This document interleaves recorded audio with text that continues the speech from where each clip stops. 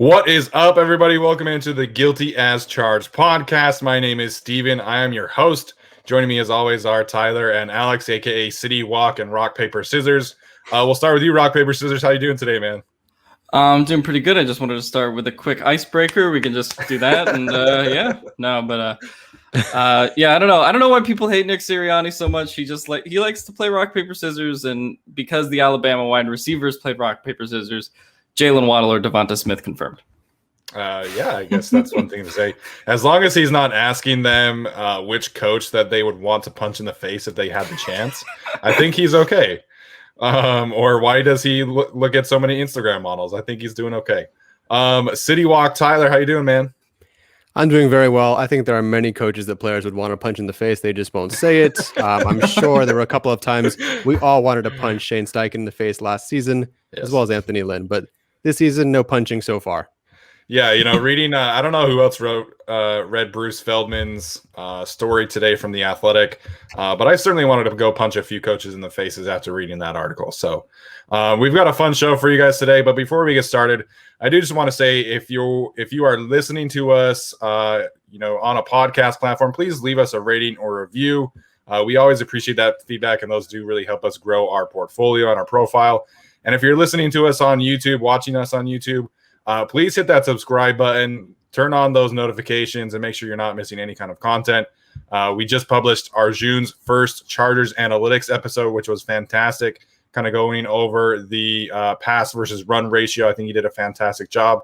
And then tomorrow we'll have Scott Simpson's fantasy breakdown as well going up on our YouTube channel. So definitely check those out. We got a lot of great content coming your way, and all subscriptions or notifications, likes, comments, they all help us grow our portfolio.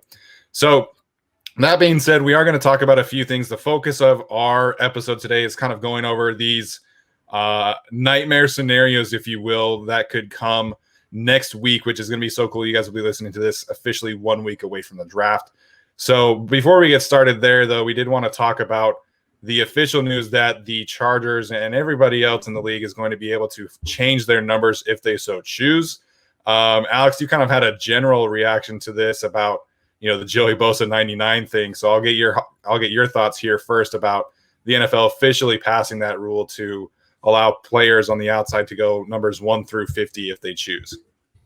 Yeah, I mean, personally, I don't really care about it, and I think it's cool if, you kind of have an old jersey, but that's also because I'm hipster.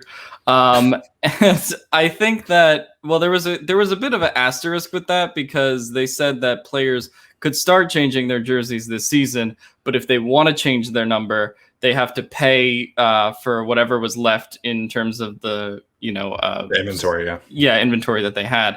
So that's kind of like, okay, you can change your number, but in 2022, after not after people bought the jerseys, right? So, I mean, it's kind of a little bit of a technicality, but I just don't really care about it. I mean, if Derwin James wants to wear 3, I think that's kind of a cooler number anyway. I mean, I don't know what people think about that, but for me, everyone went into this it's unprofessional to wear these numbers. I'm like, yeah, because you've seen only college players wear them, and the NFL has had these weird rules. That's why your brain is conditioned that way.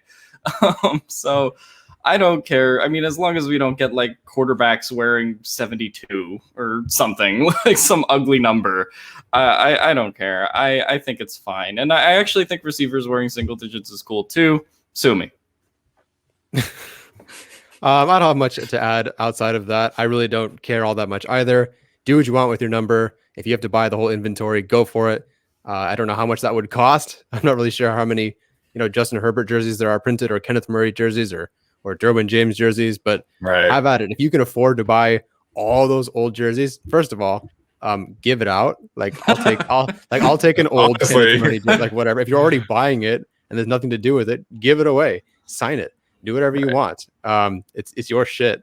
But otherwise, I'm just glad I've been cheap these last few years because I haven't bought a new jersey outside of some older Phillip Rivers, Junior Seau kind of jerseys. So haven't bought any new player jerseys for a while, except for, I did. I bought a Trayvon Johnson jersey, number 50. If you have no idea who that is, that's completely fine. It's a long story, guys. So I do have that jersey, but he's no longer on the team. So no number change, just no team. Yeah, super cool story, right? Just it didn't really last. I saw some people that were like, I have 4 Derwin James jerseys, and I'm like, why do you have 4 Derwin James jerseys? Get another player. One for each game. One for each game. I know. I love having jerseys, man. I do have a 99 Bosa, which was kind of annoying because I bought it like literally, I got it as a Christmas present. And then like 2 months later, he was like, I'm changing to number 97. So the timing of it was more annoying than anything else. But like, this is just kind of why in general, I'm a little more careful about buying jerseys. I ended up last year choosing Austin Eckler over Derwin James, frankly, just because, Austin Eckler had the extension. I knew that he was going to be on the team. I knew that he was going to be, a little more safer of a purchase. So I don't really care. I think single-digit receivers, single-digit corners is fine. I personally kind of hate the idea of having a single-digit linebacker, though. I think that's kind of like Kenneth Murray switching to number 9. I'm like, cool, good for you. I just think I like the way that 56 looks. I think whenever I think of a linebacker, I tend to gravitate towards numbers in the 50s. So I think receivers and DBs is fine. Linebackers is okay too, but it's going to take me some getting used to, just like the whole 17-game schedule is going to take me to some getting used to as well. Also, like, I don't know, players might change their minds because LeBron and Anthony Davis had that whole thing last year where they wanted to change to 6 and 23, and then Nike said, no, we can't do that because of inventory or whatever, and then they just kept the same numbers. So, I mean, maybe I'll get lucky. I mean, I can't imagine a player like Kenneth Murray wants to go out and buy, I don't know, 500 Kenneth Murray jerseys on a rookie contract. On a rookie contract, yeah. Like if you're, in year 15, like sure, go for it. But like Patrick Queen today was like tweeting at Lamar Jackson, was like, "How much you want for number 8?" And it's like, are you really gonna give up all that money and all the money for all these jerseys? Like, I don't know. I just can't imagine that this impacts many people, at least for 2021. I think. 2021, like Mike Williams, if he leaves to another team after next year, probably wear number 7. But, for 2021, I can't imagine it affects that many players.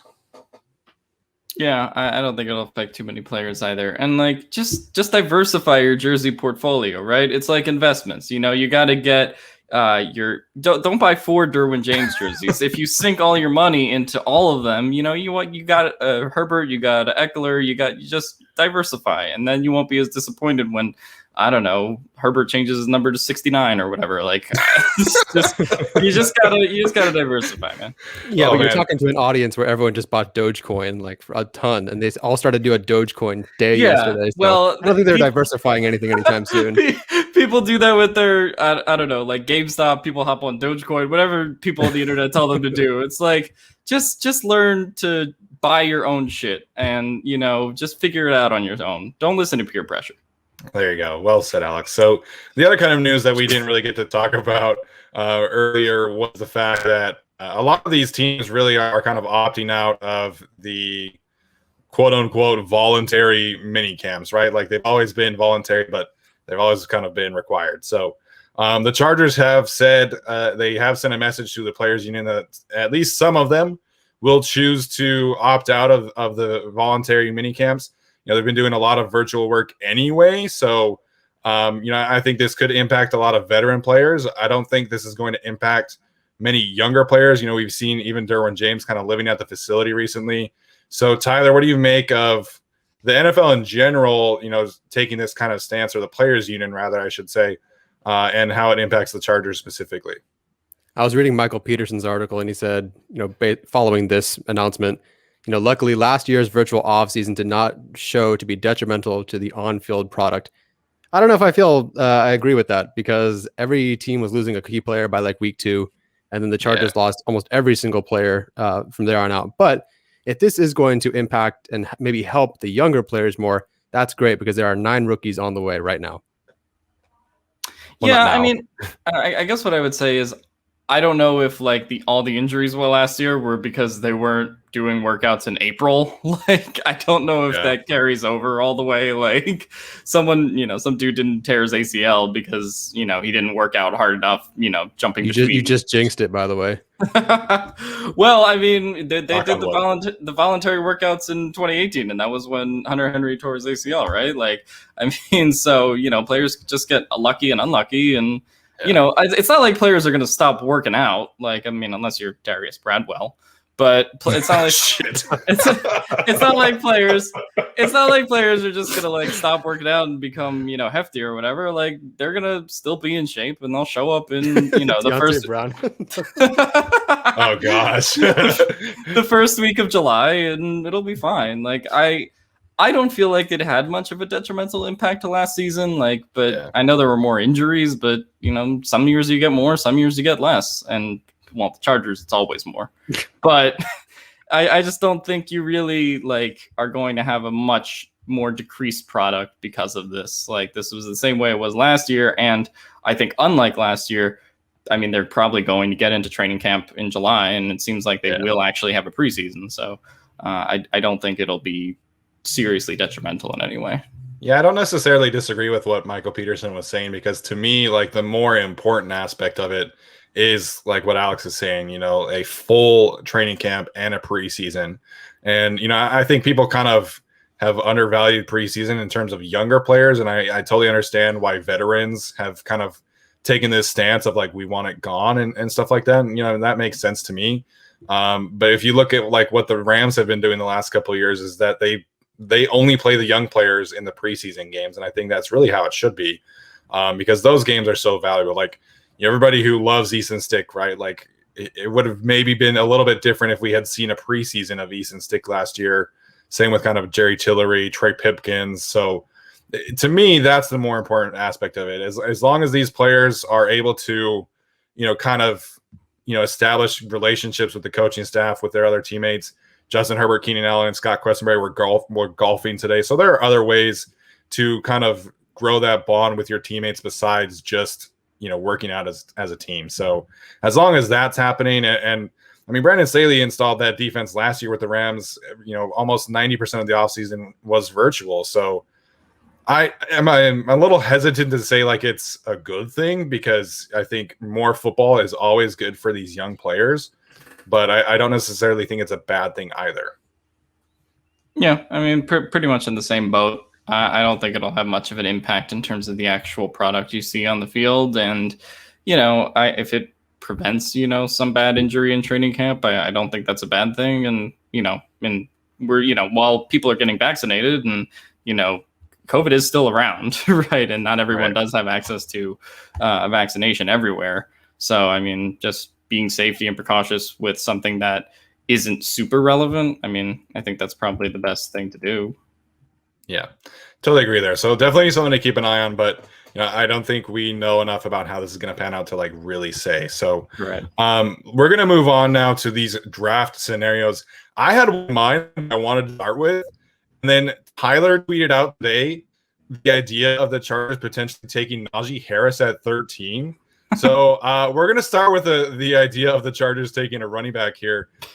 Tyler, I'll have you start with maybe making the argument for drafting Najee Harris and maybe kind of your thought process of how you got to that point.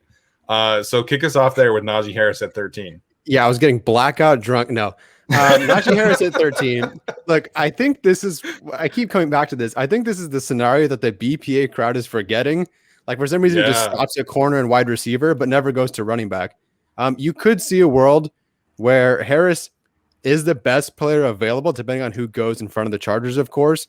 Because if the Chargers really want an offensive weapon and they're choosing between Bateman and Harris or ETN and Harris or like Elijah Moore and Harris is probably the better weapon. Let's see what else. Telesco has traded up for a running back before, so that is possible. You can't trust the running backs behind Eckler. Frankly, you can't trust Eckler as it is. They will likely run a lot of play action this year. They're going to use that two backs, that 1A to 1B, like a Murray Kamara sort of deal. And for those who say like, oh, that's a redundant pick because they have Eckler. I'm pretty sure Waddle's kind of a redundant pick, at least for this year, because they have two of the highest paid receivers in the league on the team. So While I'm not advocating for this. This is part of a worst case scenario sort of thing. There are reasons I could see this happening. You know, we had this conversation a while back about Javonte Williams in the second round. Yeah. And, you know, Tyler and I don't know how Alex feels about Javonte Williams, but Tyler and I really, really like Javonte Williams. And I tried so hard to make him my RB1 over Najee Harris, and I just couldn't. Najee Harris is so damn good. And you talk about what the NFL running back kind of being a dying breed and not being very valuable.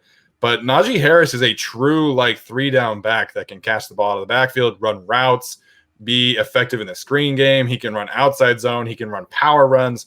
He might be, you know, one of the best running back prospects that we've seen in a long time. And he's a top 15 player for me. And I've been a very strong advocate against the running back position for the last few years. So I really like Najee Harris.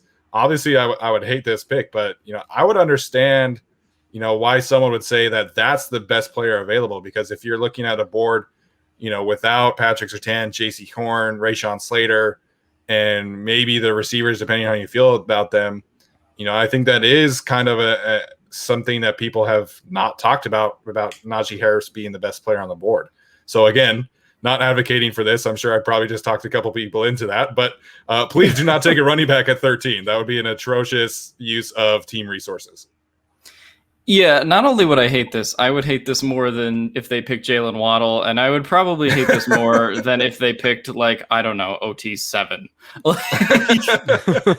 The thing with running back, and like you mentioned the Melvin Gordon trade in 2015, like, that was kind of a different NFL. Like, it's weird to think about it, like Zeke getting picked number 4 the year after that, and then getting that contract. Like, we've just gotten to a point rather quickly where we're just at full running backs don't matter. Like, you know, that's kind of the overused analytical thing. But like, I just don't know if you're taking a running back in the first round. Like, I can understand it if you're the Steelers and like you really have a hole there, or maybe like the Chargers in 2015, like where they really had no one because, you know, Ryan Matthews was pretty much done. And so they really had no one in the backfield. So in that case, maybe I can understand it. But I mean, they do have Austin Eckler and they do have some decent running backs behind him. Like, I don't see the analytic or Tom Telesco, who's become, I think, more increasingly analytical, or not just him, but also the league as a whole. Right. Mm-hmm. Like, I just don't think the league is dumb enough. Well, some general managers, I don't think the league is dumb enough to take running backs that high anymore at that point. I mean, I think some team will take Najee Harris within the top 25 because he's Najee Harris and he's really good. Mm-hmm. But I don't think the team that takes him is going to, you know, have an overwhelming amount of needs at the other positions like the Chargers do. So I don't know. The only way I could see that really coming to fruition is like if you create some nightmare scenario where like only 3 quarterbacks go in the top 10, and then, you know, like Waddle, Smith, Surtain, Darisaw, Horn somehow are all gone. Like, mm-hmm. I don't know. I really feel like that's kind of the only case. And in that case, I feel like the Chargers might trade down anyway. So in that nightmare kind of scenario. Yeah, that's definitely a scenario that I am hoping to avoid. I'm glad you mentioned the Steelers because, you know, I was listening to the Locked On Draft podcast with Trevor Sikkema and Benjamin Solak, which if you're not listening to that podcast, you absolutely should. I think those two gentlemen are fantastic at what they do. And they've been doing this guest mock draft series, and they get beat writers from each team on their podcast. And this guy from the Steelers was saying that, no, like Najee Harris makes a lot of sense. It checks a lot of boxes. Like, I think that for the Steelers, at least, not for the Chargers. And I just like, I can't wrap my head around taking a running back in the first round, even if it's Najee Harris, especially for a team, you know, like the Steelers are potentially losing their left tackle. They could still bring Villanueva back, but they lost their longtime center. They lost Bud Dupree. They lost their starting cornerback. They have all these needs at huge premium positions, and they're going to take a running back. Like, it's just kind of assumed that they're taking a running back. And I'm like, I don't understand that at all, man. Like, take Creed Humphrey and then get a second-round running back, and you're probably better off. But it is kind of weird how the running back position has so drastically and so rapidly become just like a non-factor in terms of, you know, first-round draft capital these days. Yeah, I mean, the running back thing is just, it's weird to me if you're considering taking a running back in the first round, just because all the talent is at the top of the draft and you're going to have some good running backs available in the second or third round anyway, right? I mean, I know the Steelers kind of struggled with like James Conner for a while and, you know, whatever was in their backfield, but that was also because, I mean, they didn't really have a good run game around them. Like, I mean, their run game the last couple of years has been putrid, even though, I mean, until this year, Roethlisberger was pretty good, throwing for 5,000 yards in some seasons. Like, they just didn't open up the run game because I think largely because of their scheme as opposed to the talent that they had. So it's like, you know, would Najee Harris make it better? Sure. But like, you could also do a lot of other things than spend a first round pick on a running back to make that whole situation better. So, Tyler, any other thoughts about this scenario here? I feel like all we can do is talk about not taking Alabama players at 13 this year. Honestly, because that's what I was going to talk about next. So, yep. I tweeted this out, you know, kind of the scenario that, you know, it didn't literally keep me up, but, you know, it was a scenario that I thought of and I was like, damn, I would hate that so much. And that's taking Alex Leatherwood, the offensive tackle from Alabama, at 13. And it's funny because, you know, generally speaking, a player of a left tackle of his profile and pedigree, he was a 5-star recruit. He won the Outland Trophy as the best offensive lineman in the country. He was a 2-year starter or 3-year starter at Alabama, 1 year at guard, 2 at left tackle. And he's got a great physical profile, tested in the high 90s. He's got, you know, 33 and 7/8 inch arms. So he checks every single box typically that NFL teams are looking for in the left tackle position. But everybody kind of just assumes that he's going to be a second round pick. So it's kind of a weird situation there. But to be honest with you, I don't think that he's out of the question at 13. You know, Daniel Jeremiah and several other analysts have said that most teams have their rankings around the offensive tackle really all over the map. So I personally would not be surprised if Alex Leatherwood is the 3rd ranked offensive tackle on the Chargers board or on another team's board. What would you guys think of taking Alex Leatherwood instead of, you know, Christian Darrisaw or Tevin Jenkins at 13, like we've been kind of talking about recently? Well, I'd hate it. Simply put, but like you said, we don't know where everybody else has these guys ranked. This is going to be the most different mock draft versus real draft, I'd assume, comparisons that we've ever had.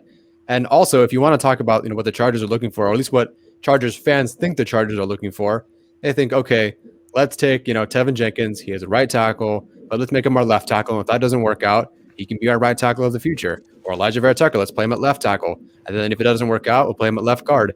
I know Duke Manyweather has been working with Alex Leatherwood at right tackle as well. Yeah. So he's preparing for either side. So again, I think it kind of fits. Like if you try him at left tackle, if it doesn't work out, maybe you have your all-pro right tackle down the line. When maybe, you know, if you're comparing, you know, Jenkins and Leatherwood, they like Leatherwood as a better left tackle, and so go for it. And then if it doesn't work out, you still get your right tackle of the future after Balaga leaves. So, I mean, I would hate this. Truly, I would, especially at 13. But we don't know. We don't know where these guys have them ranked, and we especially don't know where the Chargers have any of these guys ranked. But we'll find out. Yeah, I mean, I wouldn't hate. Well, I would hate an Alex Leatherwood pick, but I was about to say, I guess in terms of worst case scenarios, I think that's probably the least bad worst one, because at least they still would be addressing tackle, even if, you know, you're probably overdrafting one over, say, Tevin Jenkins and Christian Darrisaw. For me, I think if you're taking an Alex Leatherwood, it means you're at least addressing that position, like I said. And I'm not sold on him over Tevin Jenkins. I think I had Alex Leatherwood like 43. So, you know, in terms of value, I don't know if that's the best one in the first round. But if you really like him and you're afraid another team's going to take him, I don't know, maybe you can risk that pick. Considering it's at a position of need, I wouldn't totally hate it, but just because of value but it's also what we perceive as value, right? Which is to say, we think he's going to go in the 30s, but he may go at, 13, like Steven said. So I would rather take Christian Darrisaw just because of his skill set. I would probably rather take Tevin Jenkins still too. honestly even Liam Eichenberg over Alex Leatherwood.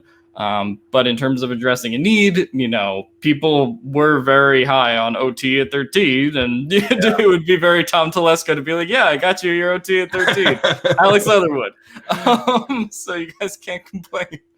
But I don't know. I think it's a nightmare scenario, but I guess I don't think it's close to like, the worst nightmare scenario. Like, yeah, it's not close to a running back. Yeah. Najee Harris scares me a lot more. Right. I think it's an interesting conversation around him because, like I said, like typically speaking, players of his profile go a lot higher. And so it's going to be very interesting to see how the league values length at the tackle position this year, because, you mentioned Liam Eichenberg, he's under the 33-inch threshold. So is Elijah Vera Tucker. So is Brady Christensen. So is Jackson Carman. Like all these players are all under there. And so, there's not many players this year that are, close to 34 inches, and Christian Darrisaw obviously is one, and Alex Leatherwood is another. So it's just an interesting scenario here. Alex, what is the scenario that you wanted to talk about here in terms of, maybe a nightmare scenario or even just, like Alex Leatherwood's not really nightmare, but not one that we would love? I mean, for me, it would have to be somebody who's like a real reach. Like, I don't know, like if they took Joseph Osai in the first round or something, like if they really went off the board. I don't think it'll happen because Tom Telesco, to his credit, has always drafted, players around where they are. I don't think he's ever had a significant reach in the first round. You could argue Mike Williams, but I think Mike Williams was going to go in like the top 15 anyway. So I don't think that's a big one. Right. I think if you really Alex Leatherwood would be considered a big reach, but if you really went for someone that was not an offensive tackle, not a cornerback, I guess the nightmare scenario for me at 13, honestly, as it's kind of stacking up, people are going to hate me for saying this, Caleb Farley. I would go as far as to call that a nightmare scenario with his back, neck injuries. And if one of Surtain or Horn is on the board, and you take Farley with the medical risks, people talk about Tom Telesco, sort of taking risks on medicals, even though, he's had this history in the past of taking guys and then, oops, they get injured at the NFL level. So I don't know. For me, I guess I would say banking it on somebody who has had a lot of injuries concerns me with that first pick. To some extent, you can go with the guys in the later rounds. If you want to take a shot in like the third round, or like I said on our safety podcast, like fourth or fifth round on Hamza Nasruddin, that's something where I think it's fine, okay, you could take a shot. But I'm not saying Caleb Farley specifically before people come at me, but just a player who has had a lot of injury history in the first round, I think, is a risk that I don't know this team can take. So that would mean that Jalen Phillips is in that same conversation, and so is Greg Newsome. Yeah. I don't think Greg Newsome is quite in the same conversation as Caleb Farley, though, because a lot of Greg Newsome's injuries were more minor versus, we're talking about 2 back surgeries and knee surgery with Caleb Farley. Mm-hmm. So, I mean, you're talking about a lot of players off the board. And at the end of the day, it'll come to what the Chargers medical team wants to do and which players they think are okay, which players they think it won't be. But I feel like you just have so many slam dunk options from like a health perspective in the first round that taking a risk on a Caleb Farley or taking a risk on somebody else like Jalen Phillips just doesn't seem worth it when you could probably have Azeez Ojulari and JC Horn if you wanted, right? Like when you could have players that, one, I think are just straight up kind of better, and two, don't have that injury history, even though say they have that potential 4.3 speed like Caleb Farley does. I just think that's the scenario that I want to avoid in the first round. Mike Williams, I think, has worked out so far, but even he still has some, occasional injuries following his rookie year. So I don't know. It wouldn't be a nightmare scenario if they, banked on a Caleb Farley, but and not as much as Najee Harris. But I do think it's a scenario that keeps me up at night thinking, oh boy, this is going to go wrong. Well, it's so funny because Telesco last year said, we do value durability. It is something that we take into consideration. And he could have had the chance to take Tua, and I think if Tua were available, he probably would have. So it's an interesting conversation. Tyler, you at one point had Caleb Farley at your cornerback 1. So what do you think of Alex's scenario here? No, I agree, and that's why I've moved him down. And that's why Newsome is also below, Surtain and Horn, because, or at least in terms of big board, not in terms of grade, perhaps. The Chargers just can't afford to take another injured player, or with an injury history at least, and then stick him in the lineup, and then go out and play 17-game regular seasons, or 17-game regular seasons, right? Yeah. And then, of course, potentially make the playoffs or whatever. I just don't want them to do that. I forget who said it this offseason. I think they were talking about the Chargers signing older players, but they said, the Chargers sign older players, or they sign injured players, or players with an injury history, and they wonder why every year they're beat up and injured. And so at this point, especially with what you said, Alex, if you have comparable players, if it's Jalen Phillips or Azeez Ojulari, granted slightly different, but if you have 2 edge rushers there and one does not have a serious concussion history, you take the other guy. If Horn is sitting there and Farley is sitting there too, you take the guy without the significant injury history. Right. So I would love for them to avoid that. I don't know when you guys want to answer this, but I want to throw this at you guys. If Derwin James were in this draft and he were available at 13, knowing what you do now, would you take him considering his injury history? That's a really tough question. That's probably going to piss a lot of people off, but no, I wouldn't. I think Derwin James is a fantastic player, right? And, we've seen his peak, but, he's been on the field for 1 full season. So I think this upcoming year is very, very crucial for Derwin James, and he's got to stay on the field. He's got to play 14 games. It's a very similar conversation to what we were talking about with Hunter Henry, right? Like last year, and potentially warranting an extension or not. And obviously Hunter Henry did play, essentially a full season without COVID, but that's a tough question. But I think if you're taking a first round pick, some teams can afford to take swings on home runs right now. I don't think the Chargers are one of those teams. Like the Buccaneers, 100%. They could take a swing on whoever. They could go trade up for someone. They could go trade up for Caleb Farley, take that swing because they can afford that.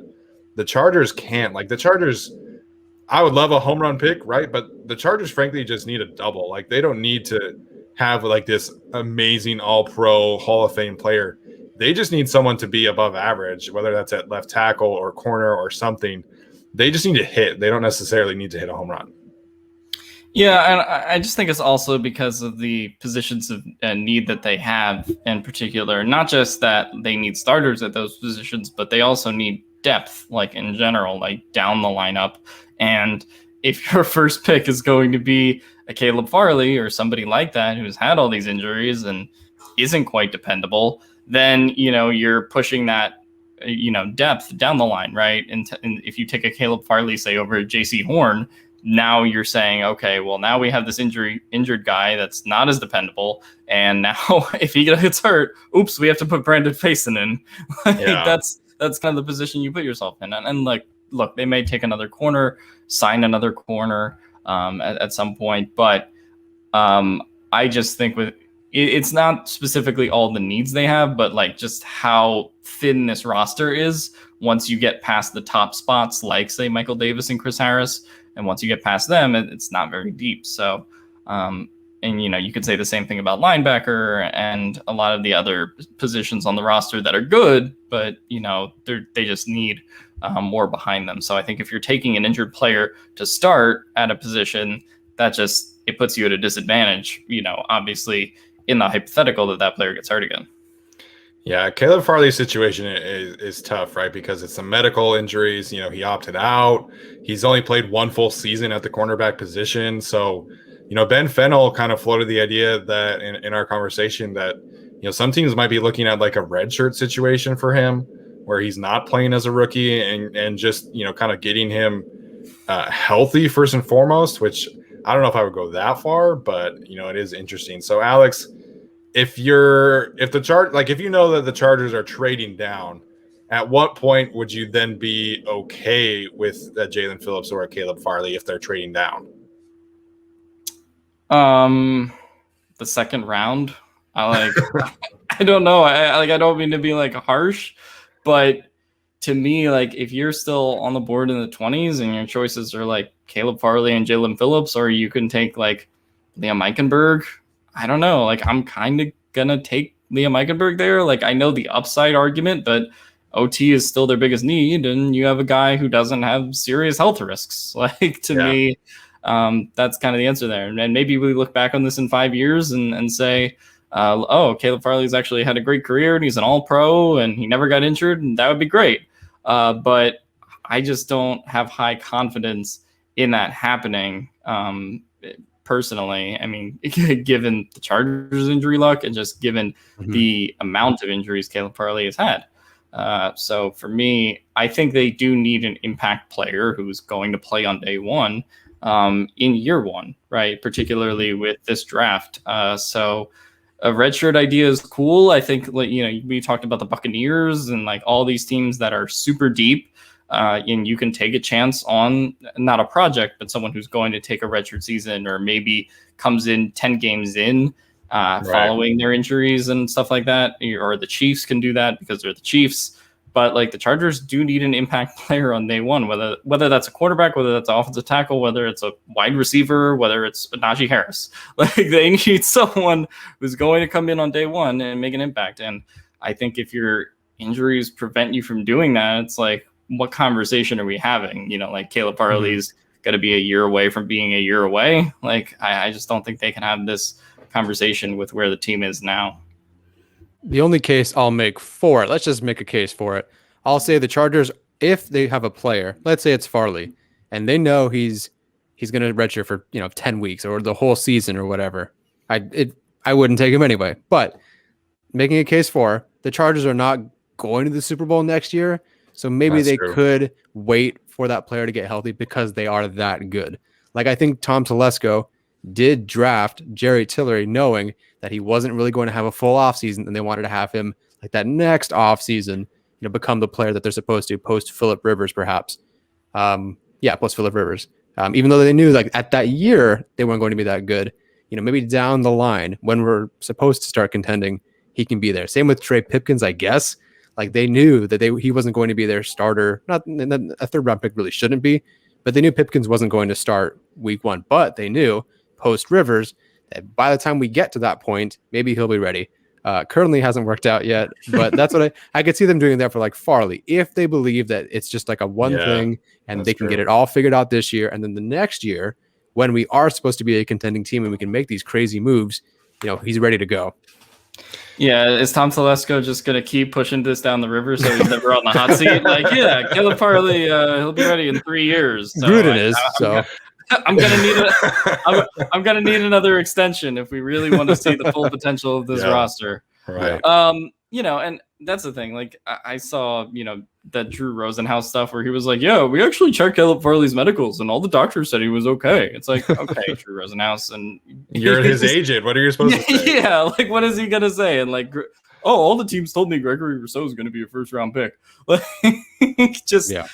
Drew Rosenhaus is a snake oil salesman, and do not listen to him or any agent that says anything about the guy that's supposed to make them money.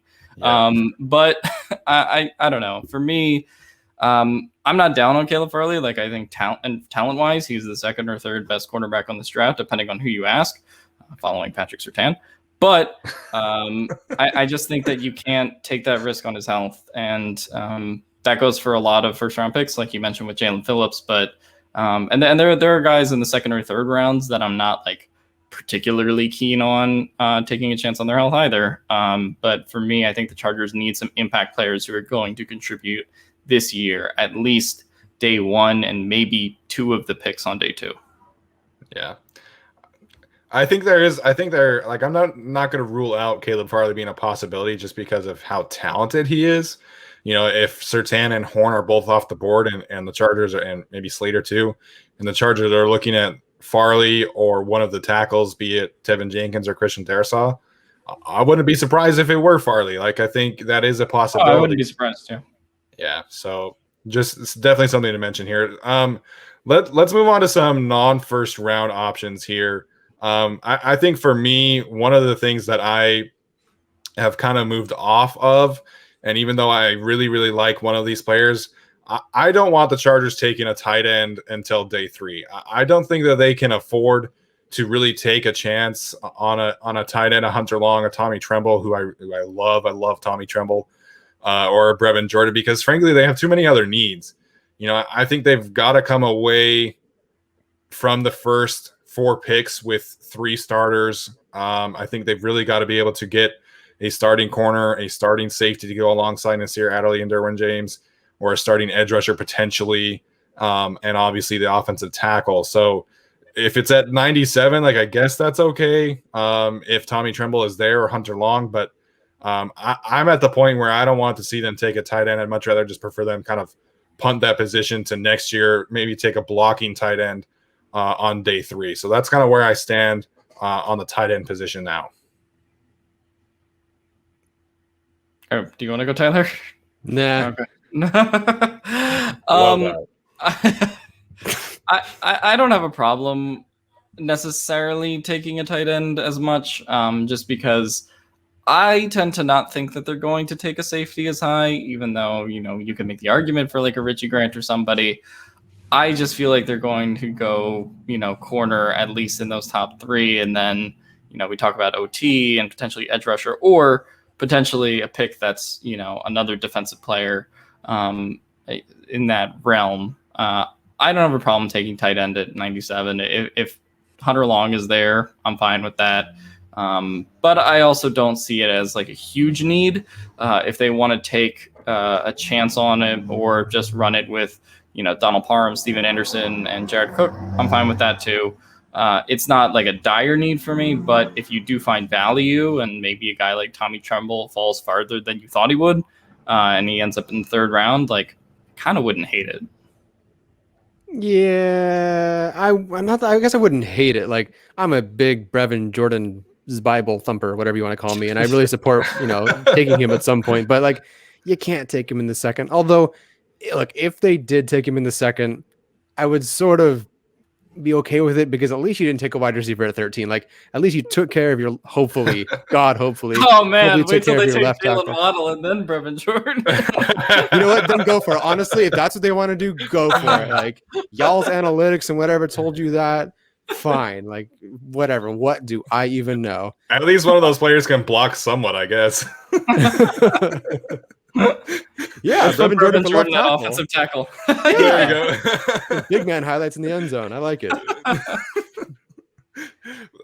Oh man, I don't know. I just think that they have too many other needs at this point to take tight end. I think you have Donald Parham as a developmental guy, Steven Anderson, Jared Cook. I think that's a fine tight end room.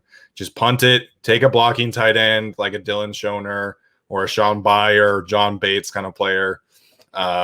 And kind of just figure it out from there. Alex, any kind of day 2, day 3 scenario that you want the Chargers to avoid right now? A lot of people say this to me. This is kind of an off the wall one, but a lot of people talk about drafting a kicker. And I swear to God, do not draft a kicker. Like, we already saw what happened with the Patriots Nazi kicker last year, and then he didn't even make the team because they signed Nick Folk, who sucks. But like, I just don't see the value in it. And like, you have guys like Justin Tucker, and you have guys like Rodrigo Blankenship last year with the Colts, who were undrafted free agents and available, in that department. So like, if you want to get a guy to compete with Michael Badgley, which they already signed Vizcaino from Cincinnati, and I think they're going to sign an undrafted free agent maybe in that rotation. Like, I'm fine with that. But like, I never have understood, you got to get Jose Borregales or whatever from Miami because, that's been the best kicker. It's like, yeah, but like, you can use a 6th-round pick on so many other things, and you can probably still get Borregales as an undrafted free agent. Like, I just don't see the value in burning a 6th or 7th round pick on that. And I mean, they do have 2 6th-round picks, so they can do it if they really wanted to. But for me, I just don't see what the purpose of it would be when we've seen time and time again, you can just get a guy in undrafted free agency to compete in their competition. I'm looking at draft history, and I can't believe the team that won the Super Bowl last year, just a few years ago, traded their 3rd and 4th round pick to move up in the 2nd to get a kicker. So that clearly didn't work out. And then they drafted another kicker 2 years ago too. Oh, did they really? They drafted my guy Matt Gay. Jeez. That was in like the 5th or 6th round though. That wasn't trading up to get him in the 2nd. Yeah. But I mean, still. yeah. If you take a kicker in the 3rd round of the draft, you get a kicker who does really well in the regular season, that makes to the playoffs and chokes. I'm referring to Nate Kading here. And the guy who broke not most of his records, but many of his records was Michael Badgley as an undrafted free agent. So don't feel like you have to take a guy. Please don't. If you take on day 3, I guess that's fine. Like Drew Kaiser was a fine punter, but don't take a freaking guy in the first 3 rounds. Good Lord. Yeah, that would be something else. I could understand the logic of taking like a 7th round kicker because they do have 9 picks. Yeah. But it's like you could have just signed someone, a little more of a higher profile to compete with Badgley if you wanted to bring in competition, like legitimate competition for him. I don't know, like Vizcaino, like sure, he could be like, this kind of, hidden gem, so to speak, but he's kicked like 3 attempts in the NFL. So if you really wanted legitimate competition for Badgley, you could have signed literally anyone else. Yeah, I mean, I just say that from the standpoint of just getting bodies, right? Like, get like 10 kickers in undrafted free agency and just have them all stand at the 50-yard line and see who can make it. But I don't know. Yeah, I just don't see the point in using a pick on one. Like we've talked about the depth that this team should be having at the depth they don't have with a lot of positions. And I feel like if you're going to burn a pick on a kicker who may not even make the team, either because Michael Badgley, keeps his spot or Vizcaino wins the job or any of these other theoretical scenarios, like, then it's going to look like a wasted pick. And then, in a couple of years, we'll be talking about how they could have had some killer wide receiver like Emir Smith-Marset, but they decided to take, I don't know, whatever, the kicker from Miami. I don't even remember his name, and I just said it 2 minutes ago. Kickers don't matter. Okay, kickers do matter, but kickers do not matter in the draft. Well, everybody wants a Justin Tucker, but nobody wants to be able to do the work to find a Justin Tucker. Yeah, exactly. So, Tyler, what's a scenario for day 2, day 3 that you want the Chargers to avoid? It's kind of a general train of thought. I don't want the Chargers to take a player because he is versatile, simply because he's versatile. Don't mistake that for like better value than someone who's really good at their job. And I know Chargers fans, and we've talked about the idea of taking versatile players, particularly on defense. And, understandably so, but it shouldn't supersede a player who's really good at like one particular job. So in round, maybe pick 97, I'm not taking Darius Stills, who can rush, outside as a 3-4 defensive end, or maybe rush inside, but isn't really great at either, over someone like Tyler Shelvin, who really only has one role, but he's way better at it. Or I'm not going to take Sean Wade, who played, inside and better at it in 2019, but outside in 2020. I'm not taking him over like a Paulson Adebo, who will probably play more outside. I'm not going to take Sean Wade over him just because Wade can do both and like is more versatile. Just if the guy is good at his one job, like so be it. Take him and let him be good at that job. And I just hope that they don't just pick versatility just for the sake of it. Like that only gets you so far. If you're not really good at one thing, you're not going to be on the field. Yeah, well, there's a huge difference in like Richie Grant versatility and Sean Wade versatility, right? Exactly. Or a Jeremiah Owusu-Koramoah versatility and like a Zaven Collins versatility even.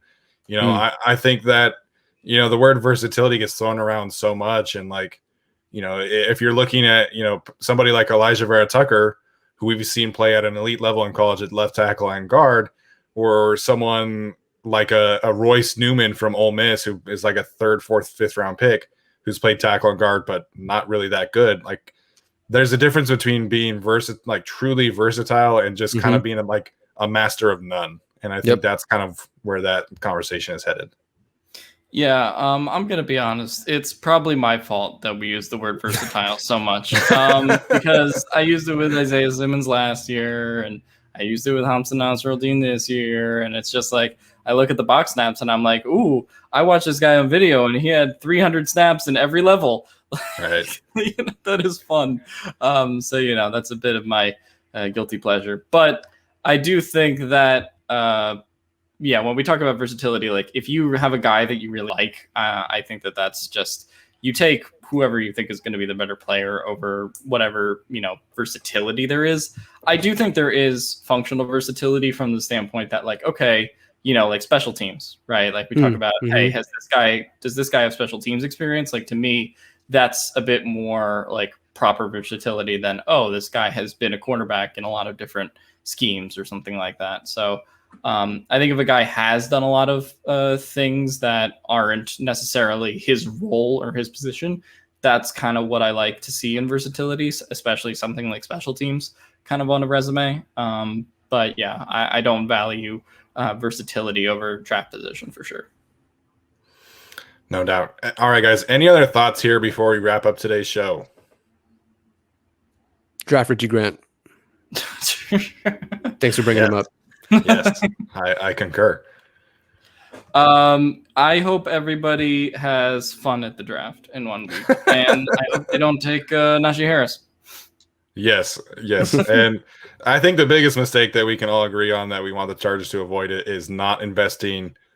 It doesn't have to be the first round pick, I guess, but one of the first 2 picks has to be a left tackle. Please, for the love of God, take a left tackle in the first 2 rounds. All right, guys, that's going to do it for us today. Thanks so much for tuning in. I tweeted out earlier from our podcast page an opportunity for the giveaway for whoever the Chargers draft in the first round. I know some of you probably won't want an offensive lineman jersey, but it's a free jersey that you get no matter what. So go enter that. We are going to do a live Q&A on Friday. We'll do another one on Wednesday right before the draft. And then on Thursday, we will be doing live stream the entire draft with us. That's where we will announce the winner of that jersey. We're also going to be giving away some gift cards, a couple T-shirts, a couple hats. So it's going to be a lot of fun. Come join us that day. Come join us for the other Q&As. And as always, thank you for tuning in, and we'll see you next time.